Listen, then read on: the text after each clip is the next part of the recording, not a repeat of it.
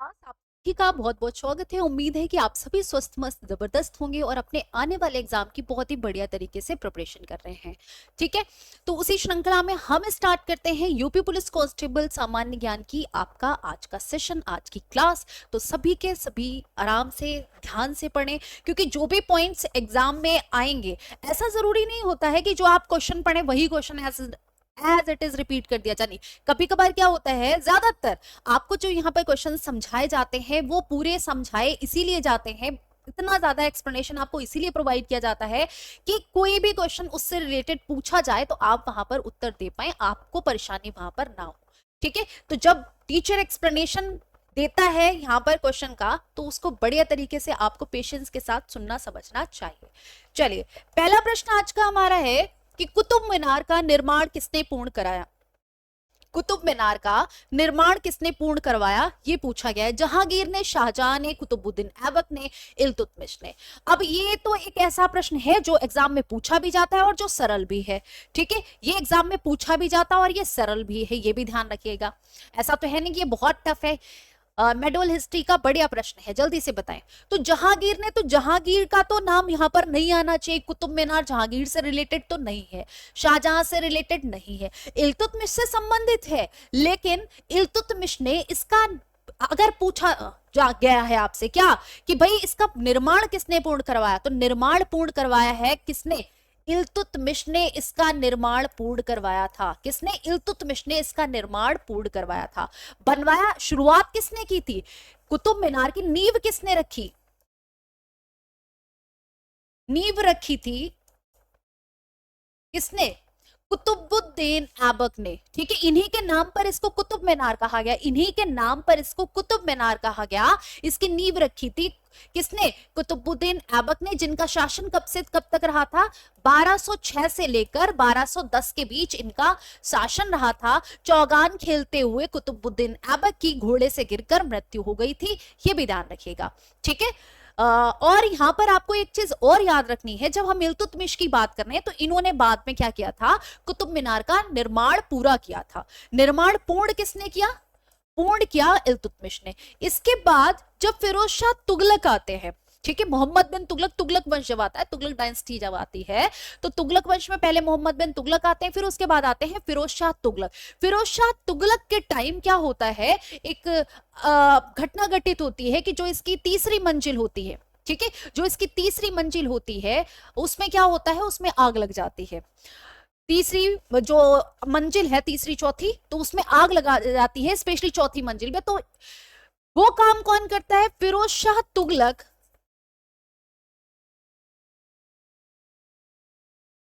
फिरोज शाह तुगलक ने जो इसकी चौथी और पांचवी मंजिल है, चौथी और पांचवी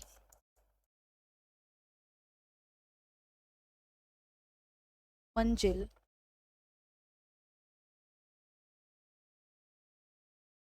का निर्माण किया। ठीक है, चौथी और पांचवी मंजिल का निर्माण किसके द्वारा, फिरोज शाह तुगलक के द्वारा किया जाता है, ये भी ध्यान रखेंगे। इल्तुतमिश का टाइम पीरियड क्या रहता है, तो ये 1211 पे बैठते हैं और 1236 तक रहते हैं। 1236 के बाद दिल्ली सल्तनत की पहली महिला शासिका बनती है, वो कौन बनती है, इन्हीं की बेटी थी रजिया सुल्तान।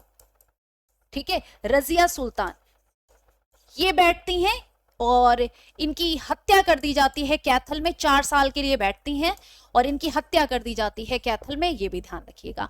ठीक है, अब जहांगीर की बात की जाती है, न्याय की जंजीर किससे संबंधित है, न्याय की जंजीर किससे संबंधित है, जल्दी से बताएं। तो न्याय की जंजीर जहांगीर से संबंधित है, न्याय की जंजीर जहांगीर से संबंधित है या नहीं, बिल्कुल जहांगीर से ये संबंधित है। ठीक है, ये हो गया। अच्छा, एतमाद उद दौला का मकबरा जहांगीर के टाइम बना, लेकिन जहांगीर ने नहीं बनवाया, ये भी अपने दिमाग में रखना। ठीक है, एतमाद उद दौला, इनका मकबरा किसने बनवाया, नूरजहां ने। ये नूरजहां के पिता थे, नूरजहां के पिता थे ये। एतमाद उद दौला कौन थे, ये नूरजहां के पिता थे। क्या थे? पिता थे। तो ये नूरजहां ने एतमाद उद्दौला का मकबरा बनाया था, और ये मकबरा किसमें था? सफेद संगमरमर का, सफेद संगमरमर का। ठीक है, ये हो गया। ये किसके? जहांगीर के टाइम, जहांगीर के टाइम। जहांगीर से इसका कोई मतलब नहीं था, क्योंकि निर्माण करवाया नूरजहां ने, एतमाद उद्दौला इनके क्या थे? पिता थे। अब यहां पर शाहजहां की बात की जाए, शाहजहां के बारे में भाई ये तो बहुत ज्यादा इंपॉर्टेंट क्वेश्चन बन जाता है। क्यों? क्योंकि शाहजहां के टाइम के पीरियड को क्या कहा जाता है? मुगल वास्तुकला का स्वर्ण युग, मुगल वास्तुकला का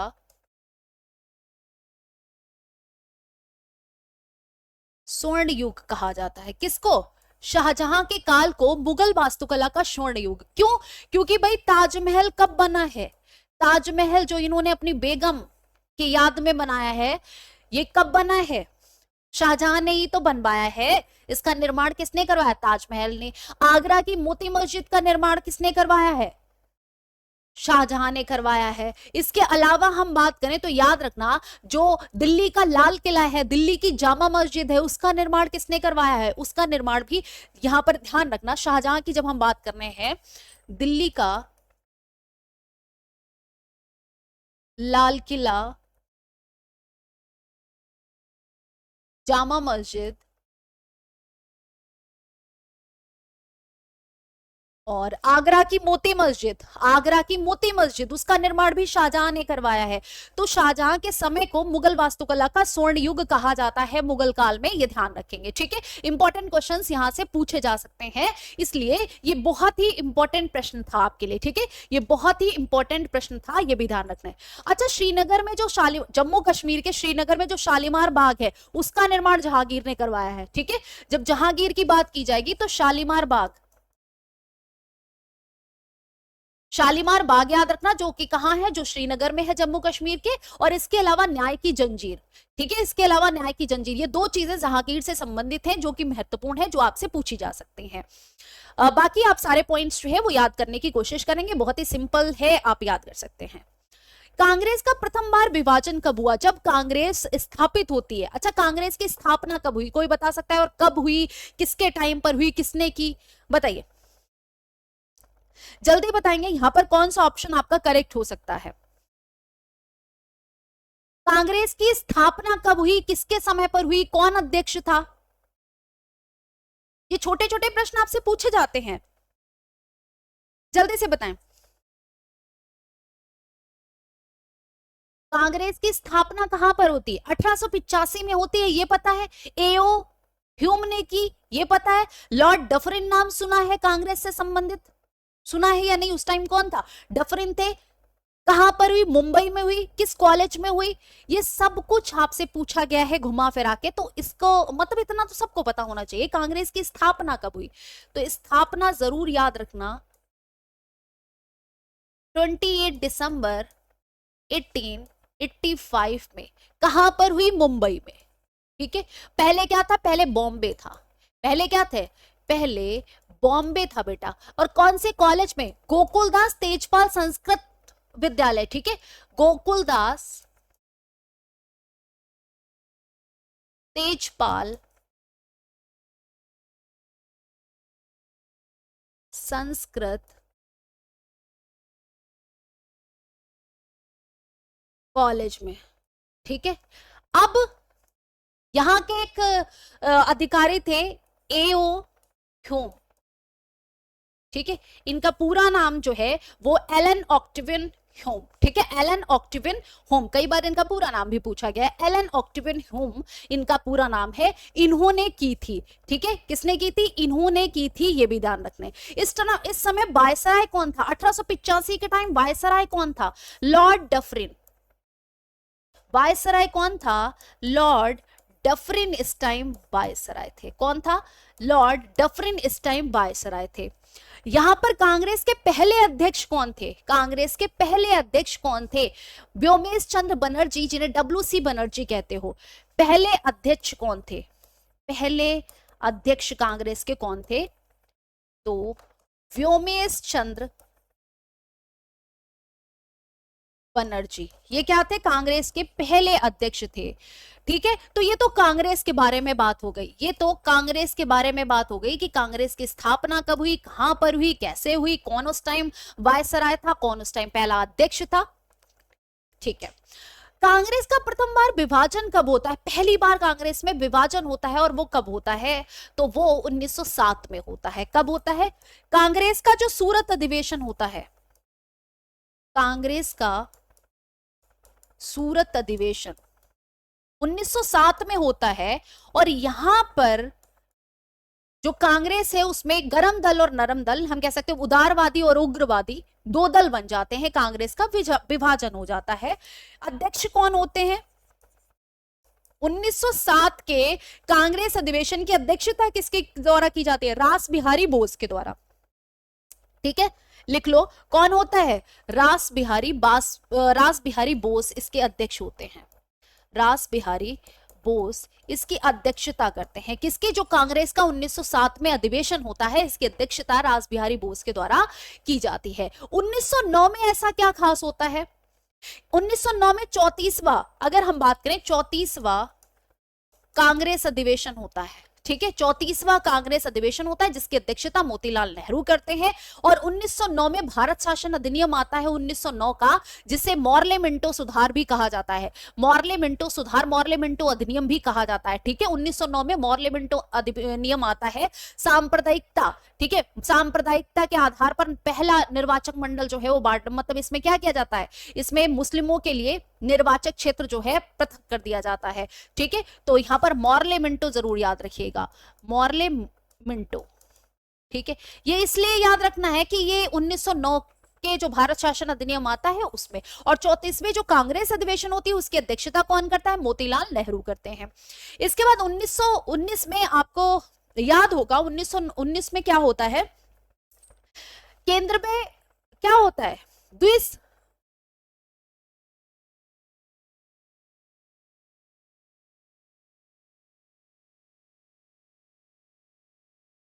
द्विसदनात्मक विधानमंडल शुरू हो जाता है केंद्र में। ठीक है, और इसके अलावा इसको क्या कहा क्या जाता है, मॉन्टेग्यू चैम्सफोर्ड।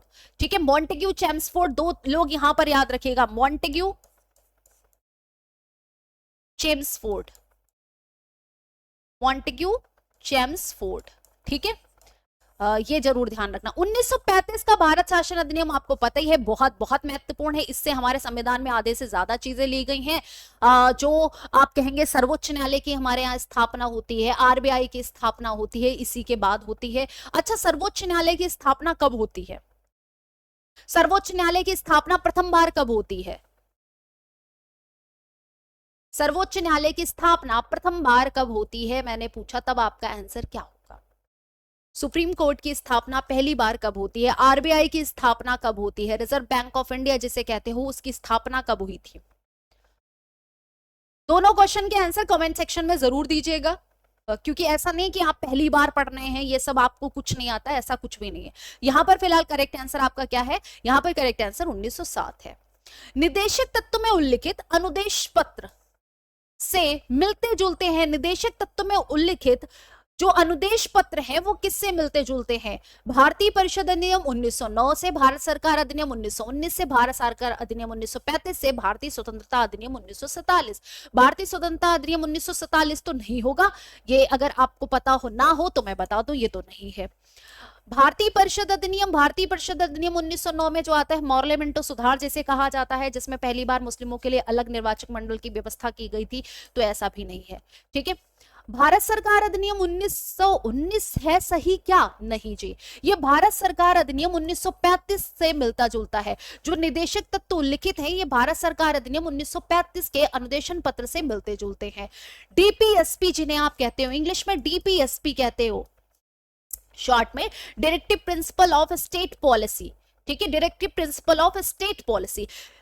निदेशक तत्व जो है ये वाद योग्य नहीं होते, ये वाद योग्य नहीं होते, वाद योग्य नहीं होते मतलब इसका क्या है, इसका मतलब होता है कि आप अगर स्टेट चाहे तो आपको देगा, नहीं चाहे तो राज्य ये सुविधाएं या जो भी आपसे वादे करे नहीं देगा। लेकिन जैसे आपसे कहा राज्य ने कि वो आपको भैया सुबह उठ के मतलब सुबह सुबह आपको जो है वो खाना प्रोवाइड करेंगे, राज्य ने कहा। अब राज्य ने दूसरे दिन प्रोवाइड नहीं किया, दूसरे दिन आपको वो सुविधा उपलब्ध नहीं करी, उसके लिए आप कोर्ट नहीं जा सकते कि कोर्ट में दाखिल कर दो जाके कि अरे कोर्ट ने कहा था अपना वादा नहीं निभाया, तो कोर्ट जो है वो राज्य के ऊपर केस कर देगा, राज्य का जो, ऐसा कुछ नहीं होता। इसीलिए बोला गया कि वाद योग्य नहीं होते, इसके लिए आप कोर्ट में नहीं जा सकते। जैसे आपकी कोई जमीन जायदाद हड़प ले, खट से कोर्ट भागते हो, लेकिन इसके लिए नहीं जा सकते। क्यों? वो क्या है, जैसे अगर आपकी कोई मूल अधिकारों का हनन कर दे, मौलिक अधिकार जो आपको मिले हैं, फंडामेंटल राइट्स जो मिले हैं, अगर आप कोई उनका हनन करे तो आप तुरंत कोर्ट पहुंचेंगे झट से, और उसका उस पर तुरंत जो है वो आपका रिएक्ट किया जाएगा। लेकिन इसके लिए नहीं किया जाएगा, क्यों? क्योंकि ये मर्जी है, उसके ऊपर राज्य की मर्जी है, तो ये वाद योग्य नहीं है कि पूरे नहीं किए गए तो आप कोर्ट नहीं जा सकते, वहां से आपको यहां से इसके लिए कोई राहत नहीं मिलने वाली। तो इसीलिए इनको बोला जाता है कि ये वाद योग्य नहीं है डीपीएसपी। अच्छा, डीपीएसपी किस देश के संविधान से लिए गए हैं?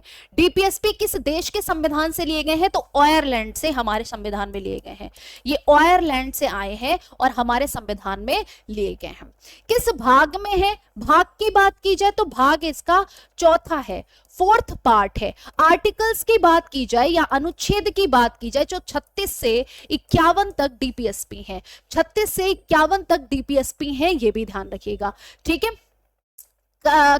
कब से कब तक है? 36 से 51 तक हैं। जो चीजें महत्वपूर्ण है वो आपको बता दी गई है, ठीक है, जो चीजें महत्वपूर्ण है वो बता दी गई।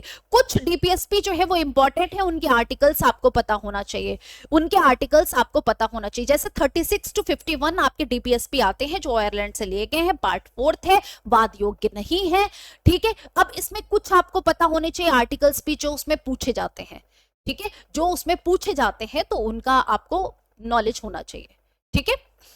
नेक्स्ट देखो, राष्ट्रीय फसल बीमा पोर्टल निम्नलिखित में से किस योजना से संबंधित है? जो राष्ट्रीय फसल बीमा पोर्टल है वो किस योजना से संबंधित है? प्रधानमंत्री फसल बीमा योजना, प्रधानमंत्री किसान सम्मान निधि, परंपरागत कृषि विकास योजना, मृदा स्वास्थ्य कार्ड योजना। यहां पर बताओ कौन सा ऑप्शन करेक्ट होगा? जो राष्ट्रीय फसल बीमा पोर्टल है वो किस योजना से संबंधित है? जल्दी से बताएं, कौन सी योजना है जिससे ये संबंधित है, जिससे ये बिलोंग करता है? फटाफट से कौन सा ऑप्शन आपका करेक्ट होगा, जल्दी से बताएं। से याद रखेंगे, यहां पर करेक्ट आंसर होगा आपका प्रधानमंत्री फसल बीमा योजना। जो प्रधानमंत्री फसल बीमा योजना है ये राष्ट्रीय फसल बीमा पोर्टल से संबंधित है। इसमें होता क्या है, प्रधानमंत्री फसल बीमा योजना में अगर किसी किसान ने प्रधानमंत्री फसल बीमा योजना में मतलब एनरोलमेंट करा रखा है, तो यहां पर क्या होता है, जो भी प्राकृतिक आपदाओं से फसल को क्षति पहुंचती है या हानि होती है तो उसका मुआवजा सरकार देती है, ठीक है, उसका मुआवजा सरकार के द्वारा आपको मिल जाता है। ये प्रधानमंत्री फसल बीमा योजना के तहत होता है, जो किस पोर्टल पर मिलेगा? राष्ट्रीय फसल बीमा पोर्टल पर, ठीक है। प्रधानमंत्री किसान सम्मान निधि योजना, तो इसमें किसानों को आर्थिक सहायता दी जाती है जो आर्थिक रूप से कमजोर किसान है। कमजोर से मतलब है जिनकी खेती कम है, ठीक है, जिनकी खेती कम है, उनके पास कम खेत है, तो उनको आर्थिक सहायता प्रदान करने के लिए प्रत्येक वर्ष उनको आर्थिक रूप से सहायता दी जाती है। आपने सुना होगा 2-2 हजार रुपए की किस्तें, सबको पता होगी, तो वो किसमें मिलती है? आर्थिक सहायता हेतु, आर्थिक सहायता हेतु दी जाती है। और किस योजना के तहत? तो वो प्रधानमंत्री किसान सम्मान निधि योजना के तहत। परंपरागत कृषि विकास योजना में क्या होता है? इस विकास योजना में जो अब हम खेती करते हैं, ठीक है, जो किसान अभी वर्तमान में खेती करता है तो ज्यादा से ज्यादा रासायनिक उर्वरकों का प्रयोग करता है, जिससे फसल क्या हो रही है, जिससे फसल तो ज्यादा हो रही है लेकिन मिट्टी वहां की खराब हो जा रही है, ठीक है। तो उसके लिए क्या करा गया? रासायनिक उर्वरकों का कम से कम प्रयोग किया जाए, जैविक खेती पर जोर दिया जा रहा है। किस पर? जैविक खेती पर ज्यादा बल दिया जा रहा है। और जैविक खेती पर बल किस योजना के तहत? तो परंपरागत कृषि विकास योजना के तहत, ठीक है। कौन सी योजना? परंपरागत कृषि विकास योजना के तहत। मृदा स्वास्थ्य कार्ड योजना की बात की जाए तो मृदा स्वास्थ्य कार्ड योजना में क्या होता है? इस योजना में जिस किसान ने इस योजना में इनरोलमेंट कर रखा है उस किसान के खेत की मृदा जो है, ठीक है, खेत की मृदा की जांच होती है, ठीक है, खेत की मृदा की जांच की जाती है। इसमें क्या होता है, इसमें मृदा जांच होती है, इसमें मृदा की जांच होती है कि भाई मिट्टी में क्या कमी है, कब तक इसमें फसल हो सकती है, कब तक नहीं हो सकती, क्या इसमें खराबी है, इसको कैसे सही किया जा सकता है, मतलब मृदा की जांच की जाती है। तो यहां पर करेक्ट आंसर आपका ए वाला ऑप्शन था, ए ऑप्शन आप सभी का करेक्ट था। नेक्स्ट देखिए, कृषि क्षेत्र में गोल क्रांति का संबंध किससे है? कृषि क्षेत्र की बात कर रहे हैं और पूछा गया है कि गोल क्रांति का संबंध किससे है, जल्दी से बताएंगे। टमाटर, खाद, आलू, मांस, कृषि क्षेत्र में गोल क्रांति का संबंध किससे है? हमने बात की यहां पर टमाटर और मांस दोनों लाल होते हैं, तो ये क्या हो जाएगा, लाल क्रांति से संबंधित है। बताइए ये किससे संबंधित है? ये लाल क्रांति से संबंधित है। खाद किससे संबंधित है? खाद भूरी क्रांति से संबंधित है। खाद भूरी क्रांति से संबंधित है। भूरी क्रांति से और क्या क्या संबंधित है? तो भूरी क्रांति में अगर हम कॉफी उत्पादन की बात करें, ठीक है, अगर हम कॉफी उत्पादन की बात कर रहे हैं, ये भूरी क्रांति से ही संबंधित है। अगर हम चमड़ा उत्पादन की बात कर रहे हैं तो ये भी किससे संबंधित है? ये भी आपका भूरी क्रांति से ही संबंधित है। आलू की बात करें, गोल क्रांति का संबंध किससे है? आलू से है। ठीक है, हरित क्रांति बताइए, ये सबको पता है, नॉर्मल सा क्वेश्चन है। हरित क्रांति की अगर हम बात करें तो हरित क्रांति किससे संबंधित है? खाद्यान्न से संबंधित है, स्पेशली इसमें गेहूं इंक्लूड करते हैं। ठीक है, खाद्यान्न उत्पादन से संबंधित है, खाद्यान्न उत्पादन से संबंधित है, स्पेशली गेहूं को इंक्लूड किया जाता है। ठीक है, कि गेहूं की फसलों की बेहतरी के लिए ये शुरू की गई थी हरित क्रांति। भारत में हरित क्रांति का जनक किसे कहा जाता है? एमएस स्वामीनाथन। भारत में एमएस स्वामीनाथन। और अगर हम विश्व में बात करें तो नॉर्मन एम बोरलॉग। ठीक है, हरित क्रांति के जनक भारत में एमएस स्वामीनाथन है और पूरी दुनिया की बात करें तो कौन है? Norman M Borlaug. ठीक है, तो एन बोरलॉग यहां पर ध्यान रखेंगे आप, इसको एन बोरलॉग ये है। श्वेत क्रांति दुग्ध उत्पादन से संबंधित है, दुधारू पशुओं के उसके लिए किया गया था, और ये किससे? दुग्ध से संबंधित है। इसके जनक कौन है? वर्गीस कुरियन। ठीक है, पीली क्रांति किससे संबंधित है? पीली क्रांति किससे संबंधित है, जल्दी से बताएं। हमने बात की यहां पर पीली क्रांति की। सुनहरी क्रांति किससे संबंधित है? सुनहरी क्रांति किससे संबंधित है? गुलाबी क्रांति किससे संबंधित है? जल्दी बताएं। काली क्रांति किससे संबंधित है? नीली क्रांति किससे संबंधित है? बताइए। ये दोनों क्रांतियां, ये तीनों, और ये जो यहां पर लिखी है, एक और पूछा जाता है golden fibre revolution. Golden fibre revolution ये भी पूछा जाता है, ये किसके द्वारा किया गया था? गोल्डन फाइबर रेवोल्यूशन, जल्दी से बताएं। स्वर्णिम रेशा क्रांति, जैसे हिंदी में कहते हो स्वर्णिम रेशा क्रांति, इंग्लिश में क्या कहते हो? इंग्लिश में कहा जाता है इसको गोल्डन फाइबर रेवोल्यूशन। बताओ किस किस से संबंधित है, यहां पर ये बताना है। श्वेत क्रांति दुग्ध हो गया। पीली क्रांति किससे संबंधित है? तिलहन उत्पादन से संबंधित है, स्पेशली सरसों। ठीक है, सुनहरी क्रांति पूछा जा रहा है तो ये फल हो गया, बागवानी, शहद। ठीक है, बागवानी शहद से संबंधित है। इसके बाद हम बात कर रहे हैं यहां पर स्वर्णिम क्रांति। स्वर्णिम क्रांति किससे संबंधित है, जरा बताएं। स्वर्णिम क्रांति किससे संबंधित है, फटाफट से बताओ। स्वर्णिम क्रांति किससे संबंधित है, जल्दी से बताएंगे सभी। ये तो स्वर्णिम रेशा क्रांति हो गया, सुनहरी क्रांति हो गया। स्वर्णिम क्रांति किससे संबंधित है, यहां पर ये बताओ, फटाफट से आंसर करो। गुलाबी क्रांति किससे संबंधित है? झींगा मछली के उत्पादन और दवाइयों से, और दवाइयों से संबंधित है। काली क्रांति पेट्रोलियम उत्पाद से संबंधित है। काली क्रांति किससे संबंधित है? पेट्रोलियम उत्पाद से संबंधित है। नीली क्रांति की बात की जाए तो मत्स्य उत्पादन से संबंधित है, मत्स्य उत्पादन से संबंधित है।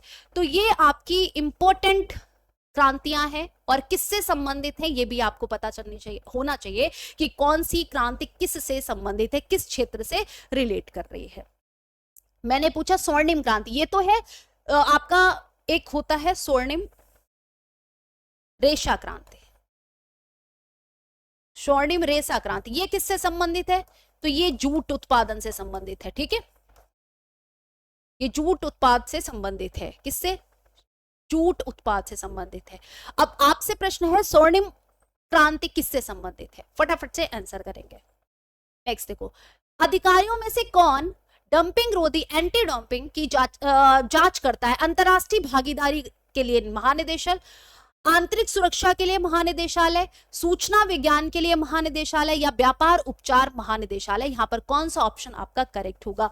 जो एंटी डोपिंग है इसकी जांच कौन करता है? जल्दी से बताएं, इसकी जांच कौन करता है? फटाफट से बताओ कौन सा ऑप्शन यहां पर इन चारों में करेक्ट है?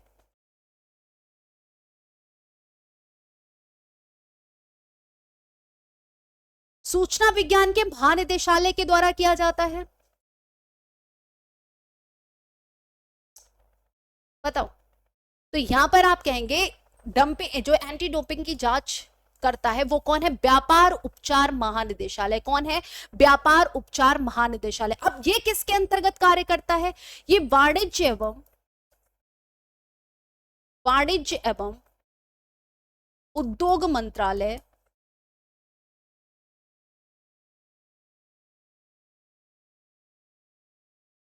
भारत सरकार के तहत राष्ट्रीय प्राधिकरण है, ठीक है, भारत सरकार के तहत एक राष्ट्रीय, भारत सरकार के तहत एक राष्ट्रीय प्राधिकरण है, राष्ट्रीय प्राधिकरण है, ठीक है, ये क्या है? राष्ट्रीय प्राधिकरण है, ठीक है जी।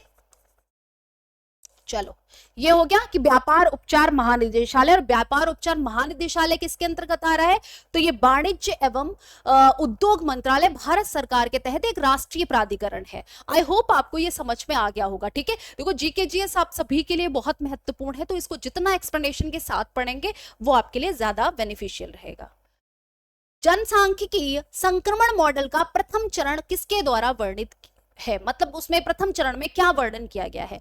जनसांख्यिकी संक्रमण मॉडल का प्रथम चरण किसके द्वारा वर्णित है? उच्च जन्म दर और निम्न मृत्यु दर, निम्न जन्म दर और निम्न मृत्यु दर, उच्च जन्म दर और उच्च मृत्यु दर, या निम्न जन्म दर और उच्च मृत्यु दर? कौन सा ऑप्शन करेक्ट है? किसी ने 3 चरण माने हैं, किसी ने 4 चरण माने हैं, किसी ने 5 चरण माने हैं। 4 चरण वाले को ज्यादा मान्यता दी गई है।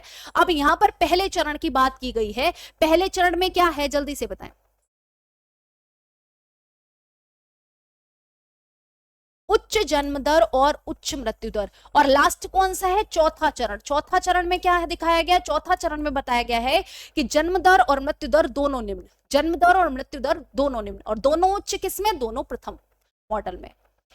गारो पहाड़ियां कहाँ स्थित हैं? गारो पहाड़ियां जो है वो कहां पर स्थित है? राजस्थान में, उत्तराखंड में, मेघालय में, या त्रिपुरा में? कहां पर गारो पहाड़ियां स्थित हैं? राजस्थान की बात की जा रही है या उत्तराखंड या मेघालय? कौन सा ऑप्शन आपका करेक्ट होगा? गारो खासी जयंतिया ये कहां पाई जाती हैं? गारो की बात की गई है, खासी, ठीक है, जयंतिया, ये कहां की पहाड़ियां हैं और यहाँ की जनजातियां भी हैं। गारो खासो जयंतिया ये कहाँ की हैं? ये मेघालय की हैं, ठीक है, ये कहाँ की हैं? मेघालय की हैं, ये ध्यान रखना। प्रायद्वीपीय पठार का बेसिकली ये भाग है गारो पहाड़ी, प्रायद्वीपीय पठार का भाग है, ठीक है, प्रायद्वीपीय पठार का भाग है यहाँ पर, ये भी ध्यान रखिए, ठीक है। अरावली पर्वत कहाँ पर पाया जाता है? अरावली पर्वत जो है वो कहां पर पाया जाता है? अगर आपसे इस तरीके का प्रश्न पूछे तो आपका आंसर क्या होगा? जल्दी से बताएं कौन सा ऑप्शन आपका करेक्ट है? अरावली पहाड़ियां कहां पर पाई जाती हैं? बताइए कौन सा ऑप्शन आपका, मतलब अगर मैं तो अभी पूछ रही हूं, कौन सा ऑप्शन आप टिक करेंगे? जल्दी से बताएं।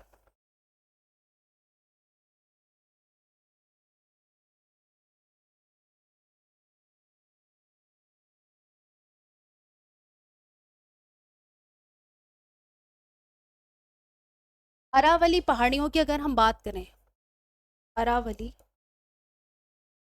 पहाड़ियों की अगर हम बात करें तो इसमें एक चीज याद रखना, ये गुजरात से शुरू होती हैं, गुजरात से शुरू होती हैं, फिर राजस्थान,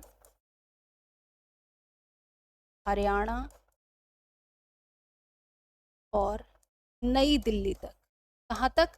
नई दिल्ली तक अरावली पहाड़ियां जो है दिल्ली के रायसेना हिल्स तक फैली हुई हैं अरावली पहाड़ियां। ठीक है। उत्तराखंड में आपको पता है गंगोत्री, यमुनोत्री और आपके कर्णप्रयाग, रुद्रप्रयाग ये सभी हैं। तो उत्तराखंड में बहुत सारा आपको प्रश्नों का वो मिल जाएगा। ठीक है। त्रिपुरा की राजधानी क्या है? त्रिपुरा की राजधानी क्या है, जल्दी से बताओ। What is the capital of Tripura? जल्दी से बताइए, त्रिपुरा की राजधानी क्या है? अब ये भी ना पता हो तो मतलब क्या ही किया जाएगा? अगरतला। ठीक है। त्रिपुरा की राजधानी क्या है? त्रिपुरा की राजधानी अगरतला है। मेघालय की राजधानी क्या है? What is the capital of Meghalaya? Meghalaya की राजधानी क्या है? उत्तराखंड की राजधानी क्या है? राजस्थान की क्या है? जल्दी से बताएं। उत्तराखंड की राजधानी क्या है? मेघालय की शिलोंग। ठीक है। राजस्थान की राजधानी का नाम क्या है? जयपुर है बेटा। ये भी बताना पड़ेगा, मतलब इतना सरल सरल नहीं आ पा रहा है। उत्तराखंड की देहरादून है। ठीक है। बाकी कौन कहाँ का सीएम है ये भी आपको पता होना चाहिए जीके के परिप्रेक्ष्य में। प्राकृतिक स्थलीय पारिस्थितिकी तंत्र का उदाहरण निम्नलिखित में से कौन सा है? पारिस्थितिकी स्थलीय पारिस्थितिकी तंत्र का उदाहरण पूछा गया है। स्थलीय पारिस्थितिकी तंत्र का उदाहरण पूछा गया है, कौन सा होगा? यहां पर बताओ कौन सा ऑप्शन आपका करेक्ट हो सकता है? जल जीवशाला, झील, घास स्थल या महासागर? यहां पर किसकी बात की जा रही है? यहां पर किसकी बात की जा रही है? कौन भी है जो स्थलीय पारिस्थितिकी तंत्र का उदाहरण है? स्थलीय पारिस्थितिकी तंत्र का उदाहरण है, बताइए। तो यहां पर ध्यान रखना ये घास स्थल होगा। स्थलीय पारिस्थितिकी तंत्र का उदाहरण क्या होगा? घास स्थल होगा। और घास स्थल में सबसे महत्वपूर्ण क्या है? सबाना घास महत्वपूर्ण होती है। ठीक है, सबसे महत्वपूर्ण सबाना घास होती है। चलिए नेक्स्ट देखिए, पृथ्वी के क्षोभ मंडल में सबसे प्रचुर गैस कौन सी है? पृथ्वी के क्षोभ मंडल की बात की जा रही है, बताओ। ट्रोपोस्फियर की बात की जा रही है। आपको पता है जो हमारा वायुमंडल है इसको कई परतों में डिवाइड किया गया है। ठीक है, 5 परतों में डिवाइड किया गया है बेसिकली, जो मैंने कल बताई थी कितनी ऊंचाई पर कौन सी परत होती है और उनका सीक्वेंस क्या है, पहले कौन सी परत आती है, अंत में कौन सी परत आती है, ओजोन लेयर किस में आती है, मौसमी जो घटना होती है वो कहाँ किस मंडल में होती हैं। तो ये सब आपको कल की क्लास में बताया गया था। अगर आपने कल की क्लास देखी होगी तो अब मुझे बताइए क्षोभ मंडल के बाद कौन सी परत आती है? क्षोभ मंडल के बाद कौन सी परत आती है? ओजोन लेयर की बात किस परत में होती है? नाइट्रोजन, आर्गन, कार्बन डाइऑक्साइड या ऑक्सीजन? यहां पर बताइए कौन सा ऑप्शन आपका करेक्ट है। ऑक्सीजन की बात की जाए, सबसे प्रचुर मात्रा में कौन सी गैस पाई जाएगी? ऑक्सीजन की मात्रा कितनी है? ऑक्सीजन की एग्जैक्ट वैल्यू बताओ, ऑक्सीजन की कितनी परसेंटेज है? ऑक्सीजन की हमारे क्षोभ मंडल में, ट्रोपोस्फेयर में वैसे तो हम 21% काउंट कर देते हैं। ठीक है, 21% बोल देते हैं, अबाउट 21% है, नॉट एग्जैक्ट। तो यहां पर ध्यान रखना ये 20.95% ऑक्सीजन होती है। ठीक है, CO2 की बात करें तो CO2 की परसेंटेज कितनी है? तो CO2 की परसेंटेज एट प्रेजेंट 0.04% है। ठीक है, 0.04% है। आर्गन की बात करें 0.93% है। ठीक है, 0.93% है। नाइट्रोजन की बात की जाएगी यहाँ पर 78.08% नाइट्रोजन की मात्रा है। तो सबसे ज्यादा मात्रा किसकी है? नाइट्रोजन की मात्रा सबसे ज्यादा है। प्रचुर गैस कौन सी पाई जा रही है? नाइट्रोजन पाई जा रही है। ऑक्सीजन 21% हम मानते हैं। ठीक है, फिर CO2 0.04%, आर्गन की बात करें तो 0.93%। क्षोभ मंडल में क्या होता है? मौसमी संबंधी सभी घटनाएं कहाँ होती हैं? मौसमी संबंधी सभी घटनाएं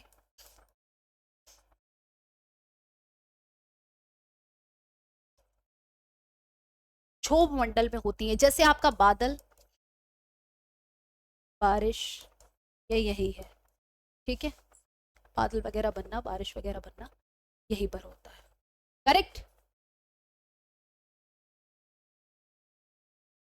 ध्यान रखेंगे।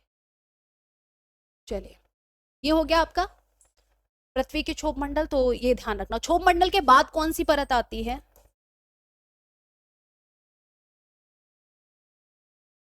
क्षोभ मंडल के बाद 18 किलोमीटर के बाद आपकी आ जाती है कौन सी?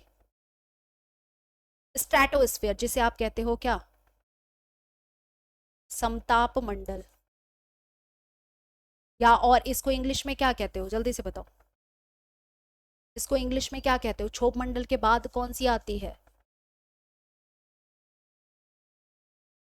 समताप मंडल, ठीक है। और इसके बाद क्या आता है? मध्य मंडल। मध्य मंडल के बाद एक और फिर एक और, बताओ कौन सा यहां पर आएगा, कौन सा यहां पर? ठीक है, नेक्स्ट देखो, वह कौन सी पहली मुगल इमारत है जो शुद्ध संगमरमर से बनी है? पहली मुगल इमारत के बारे में पूछा गया है जो शुद्ध संगमरमर से बनी है। पहली पूछा गया है, बाद की नहीं पूछा गया, पहली आप बताओ कौन सी है? ताजमहल, बीरबल का महल, शेख सलीम चिश्ती की दरगाह या बुलंद दरवाजा? यहाँ पर बताओ पहली कौन सी इमारत है जो व्हाइट संगमरमर से बनी हुई है? शेख सलीम चिश्ती की दरगाह की बात करें, ठीक है, शेख सलीम चिश्ती की दरगाह की बात करें, ये किससे? पहली मुगल इमारत है जो शुद्ध संगमरमर से बनी है। किसने बनवाई? अकबर ने बनवाई थी। किसने बनवाई? अकबर द्वारा बनवाई गई है, अकबर द्वारा, सूफी संत के सम्मान में, ठीक है, अकबर द्वारा सूफी संत शेख सलीम चिश्ती के सम्मान में, ठीक है।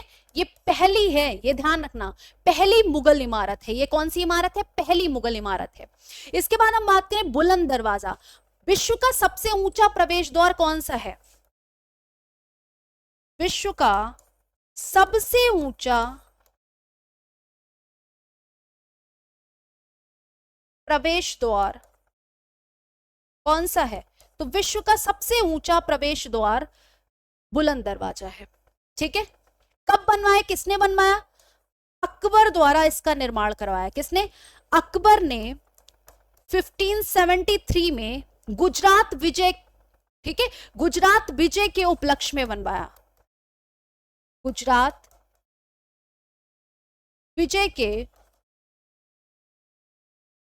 उपलक्ष्य में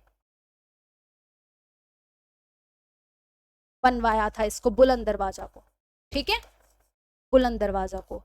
ये किससे बना है बुलंद दरवाजा? तो ये तो लाल बलुआ पत्थर और सफेद संगमरमर दोनों से मिलजुल कर बना है, ठीक है।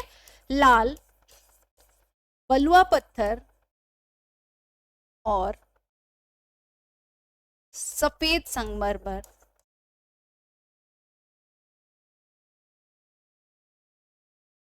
दोनों से मिलकर बना है आपका बुलंद दरवाजा।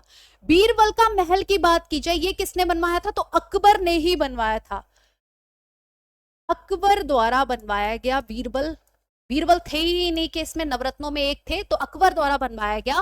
और ये लाल बलुआ पत्थर से बना है, लाल बलुआ पत्थर से बना है, ठीक है।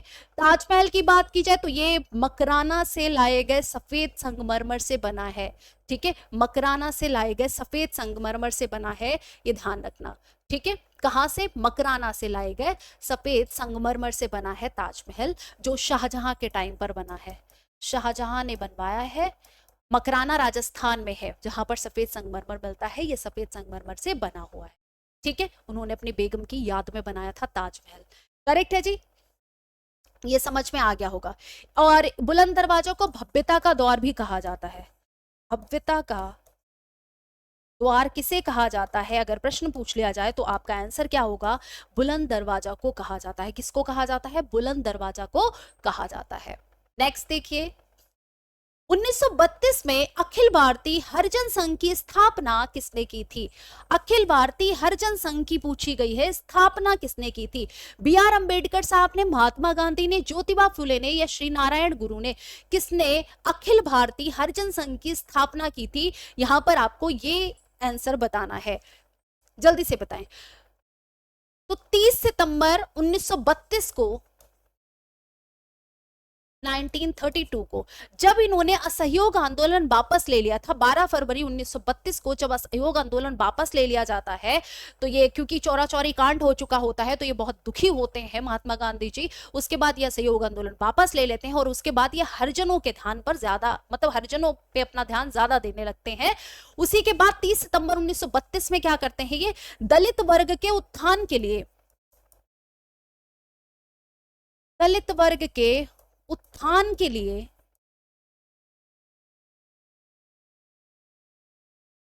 हरिजन संघ भी इसे कहा जाता है, ठीक है।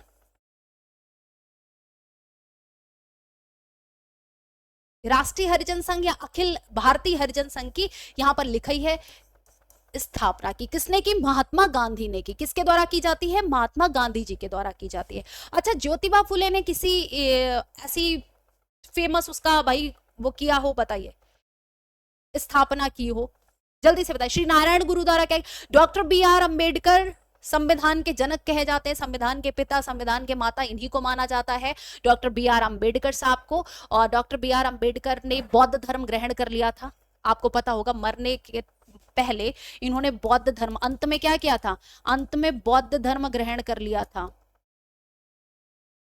ठीक है।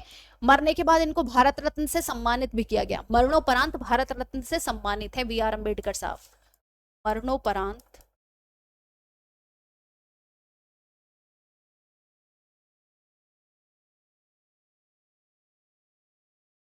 भारत रत्न से सम्मानित है, ठीक है, ये भी ध्यान रखना। और इन्हें क्या कहा जाता है, संविधान का जनक कहा जाता है।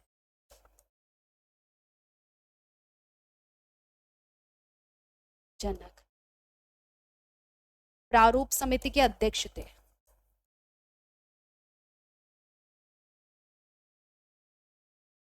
ये बहुत कुछ है इनके बारे में भी। ज्योतिबा फुले की बात करें तो सत्यशोधक समाज, सत्यशोधक समाज की स्थापना की, ठीक है। कब की सत्यशोधक समाज की स्थापना, तो 24 सितंबर 1873 पुणे महाराष्ट्र में, पुणे महाराष्ट्र में, ठीक है, सत्यशोधक समाज की स्थापना की। और श्री नारायण गुरु ने क्या किया, तो श्री नारायण गुरु ने एक तो अद्वैत आश्रम, अद्वैत आश्रम की स्थापना किसने की, अद्वैत आश्रम की स्थापना 1913 में अलवा पे की थी इन्होंने, श्री नारायण गुरु ने। एक और याद रखिएगा, इन्होंने एक और किया, श्री नारायण धर्म परिपालन, श्री नारायण धर्म परिपालन योगम 1903 में इसकी स्थापना की थी, 1903 में इसकी स्थापना की थी, ठीक है, 1903 में इसकी स्थापना की थी। बाकी महात्मा गांधी जी के बारे में तो इतना कुछ है कि कम पड़ जाएगा, सब समय कम पड़ जाएगा। तो यहाँ पर महात्मा गांधी के द्वारा बहुत कुछ करा गया है, वो तो हम बाद में बात करते रहेंगे धीरे धीरे, लेकिन हाँ, जो इंपॉर्टेंट है वो यहाँ पर मेंशन कर दिया गया है, इसको आप देख लें। ब्रिटिश औपनिवेशिक सरकार द्वारा आपराधिक जनजाति अधिनियम किस वर्ष में पारित किया गया था, आपराधिक जनजाति अधिनियम किस वर्ष पारित किया गया, 1861, 81, 91 या आपका 1871, कौन सा ऑप्शन आपका करेक्ट है, जल्दी से बताएं कौन सा ऑप्शन आपका यहाँ पर करेक्ट होगा। तो ब्रिटिश औपनिवेशिक सरकार द्वारा आपराधिक जनजाति अधिनियम किस वर्ष में पारित किया गया, ये 1871 में पारित किया जाता है, 1871 में पारित किया जाता है। इसके द्वारा क्या किया जाता है, इसमें यह माना जाता है कि कुछ जनजातियां जो हैं, जो कुछ जनजातियां हैं उनको आपराधिक गतिविधियों के कारण इसमें शामिल कर दिया जाता है कि वो क्या है, आपराधिक जनजाति अधिनियम किस वर्ष पारित किया, 1871 में। इसमें कुछ जनजातियों को आपराधिक मान लिया जाता है कि ये जनजातियां जो है वो अपराधी प्रवृत्ति की हैं, तो ये आपराधिक उसमें आएंगी, 1871 में पारित होता है। जीएसटी परिषद के पदेन सचिव के रूप में निम्नलिखित में से कौन कार्य करता है, जीएसटी परिषद के पदेन सचिव के रूप में कौन कार्य करता है, ये बताओ कौन सा ऑप्शन आपका करेक्ट होगा। अच्छा, जीएसटी की स्थापना क्यों हुई, कब हुई, कैसे हुई, ये बताओ, किस आयोग के द्वारा, किसकी अनुशंसा पर हुई, कब से लागू हुआ, जल्दी से बताएं। और इसके फुल फॉर्म क्या है, सबसे पहले तो यही आ जाएगा कि इसकी फुल फॉर्म क्या है,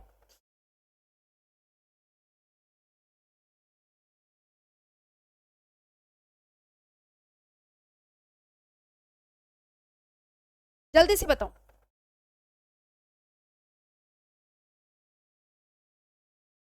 आपको याद होगा, अगर नहीं याद है तो मैं याद दिलाए दे रही। 2000 में कौन थे? 2000, सन 2000 में जब अटल बिहारी वाजपेयी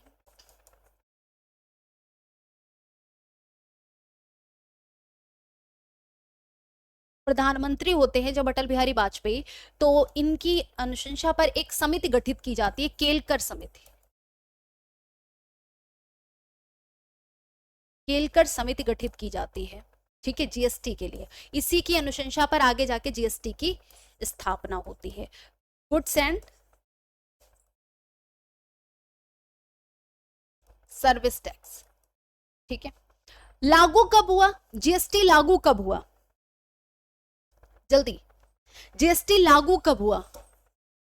1 जुलाई 2017 को जीएसटी जो है वो लागू होता है। ये क्या है जीएसटी? अप्रत्यक्ष कर। ये एक अप्रत्यक्ष कर है या प्रत्यक्ष कर है? जल्दी से बताओ, फटाफट से बताओगे। जीएसटी प्रत्यक्ष कर है या अप्रत्यक्ष कर है? इनकम टैक्स हो गया आपका, संपत्ति कर हो गया, निगम कर हो गया, ये किस में आते हैं? ये अप्रत्यक्ष कर है, ये ध्यान रखना। ये क्या है? अप्रत्यक्ष कर। प्रत्यक्ष कर क्या होता है? तो मैंने आपको बताया, निगम कर हो गया आपका, संपत्ति कर हो गया, आयकर हो गया, जो आप खुद पे कर रहे हो, आप पे लग रहा है आप खुद पे कर रहे हो उनको आराम से, तो वो क्या हो जाते हैं? प्रत्यक्ष कर। ये हो गया भाई आपका इंपॉर्टेंट सा पॉइंट। पदेन सचिव के रूप में बात करनी है कि पदेन सचिव के रूप में निम्नलिखित में से कौन कार्य करता है जीएसटी में। अब जीएसटी की 5 दरें होती हैं, ठीक है, 3 प्रकार होते हैं। बताओ, फटाफट से बताओगे कि कौन कौन सा यहां पर करेक्ट है। जो 5 दरें हैं वो 5 दरें कौन कौन सी हैं? तो 0%, 5%, ठीक है, आपका 12%, 18% और 28%, ठीक है। 3 टाइप्स कौन कौन से हैं? तो सीजीएसटी, एसजीएसटी, आईजीएसटी, ठीक है, ये आपके 3 टाइप्स हो गए। कोई दिक्कत? जीएसटी परिषद किस में आता है? जीएसटी परिषद जो लिखा है वो किस आर्टिकल में आता है? ये किस आर्टिकल में आ रहा है? कोई बच्चा बता सकता है तो जरूर बताए। जीएसटी परिषद जो है वो किस आर्टिकल के तहत है? बताओ, किस आर्टिकल के तहत है? फटाफट से बताओगे, यहां पर करेक्ट आंसर क्या हो जाएगा?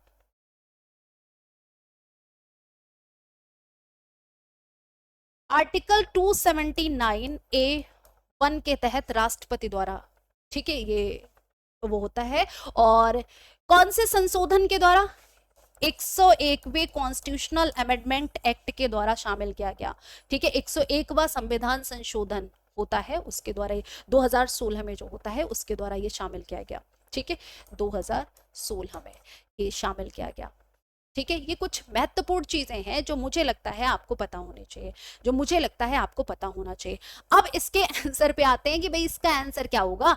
निम्नलिखित में से कार्य कौन करता है? ये बताओ, निम्नलिखित में से कार्य कौन करता है? तो यहां पर ध्यान रखना, केंद्रीय राजस्व सचिव।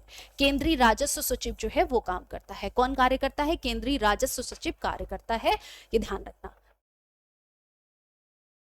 ग्रामीण बैंक के संस्थापक कौन थे? ग्रामीण बैंक के संस्थापक पूछे गए हैं कि ग्रामीण बैंक के संस्थापक कौन थे? अमर्त्य सेन, मोहम्मद यूनिस, नेत्रा सिंह या महबूब उल हक? ग्रामीण बैंक के आपसे पूछा गया है संस्थापक कौन थे, फटाफट से बताएंगे। अमर्त्य सेन, इन्हें नोबेल प्राइज मिला था। मोहम्मद यूनिस, नेत्रा सिंह, महबूब उल हक। तो ग्रामीण बैंक के संस्थापक जो है वो मोहम्मद यूनुस थे। ये क्या थे? मोहम्मद यूनिस क्या थे?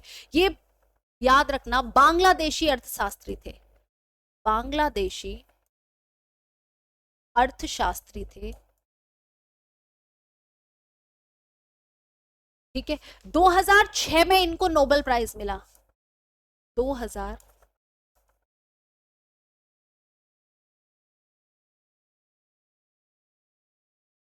नोबेल पुरस्कार, ठीक है। महबूब उल हक की बात की जाए, ये पाकिस्तान के अर्थशास्त्री थे। ये पाकिस्तानी अर्थशास्त्री थे और इन्होंने क्या किया, जो ह्यूमन डेवलपमेंट इंडेक्स होता है उसका विकास किया। मानव विकास सूचकांक,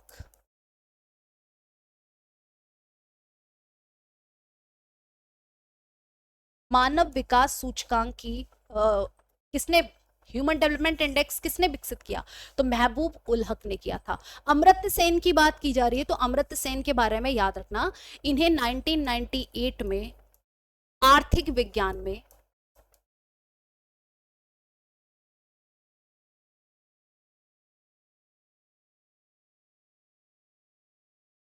नोबेल पुरस्कार,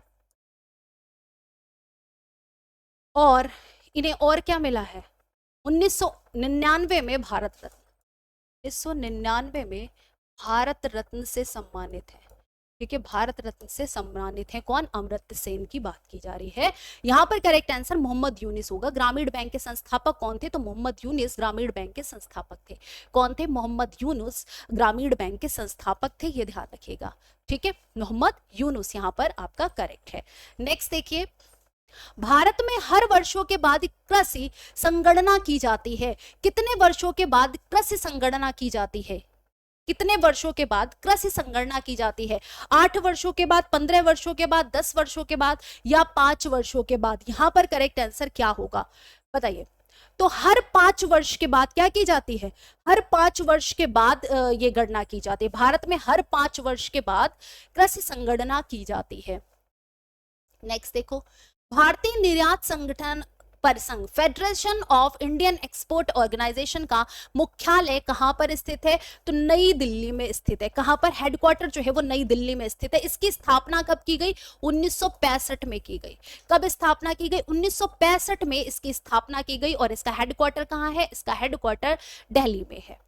नेक्स्ट क्वेश्चन देखिए, प्रति वर्ग किलोमीटर के क्षेत्रफल में रहने वाले व्यक्तियों की संख्या को क्या कहा जाता है, तो रहने वाली संख्या को जनसंख्या घनत्व कहा जाता है। प्रति वर्ग किलोमीटर के क्षेत्रफल में रहने वाले व्यक्तियों की संख्या को क्या कहा जाएगा, रहने वाले व्यक्तियों की संख्या को क्या कहा जाता है, यहां पर आपको ये बताना है। जल्दी से बताएंगे तो आप कहेंगे उनको क्या कहा जाता है, उनको कहा जाता है जनसंख्या घनत्व। भारत का जनसंख्या घनत्व कितना है, 382 व्यक्ति प्रति वर्ग किलोमीटर, प्रति वर्ग किलोमीटर।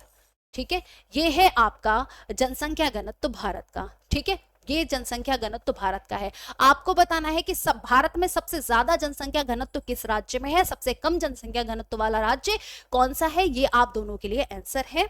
आप सभी बच्चों के लिए ये 2 प्रश्न जो है वो आप कमेंट सेक्शन में आंसर करके बताएंगे। बाकी मिलते हैं हम नेक्स्ट सेशन में, तब तक के लिए राधे राधे, जय Hind, thank you so much.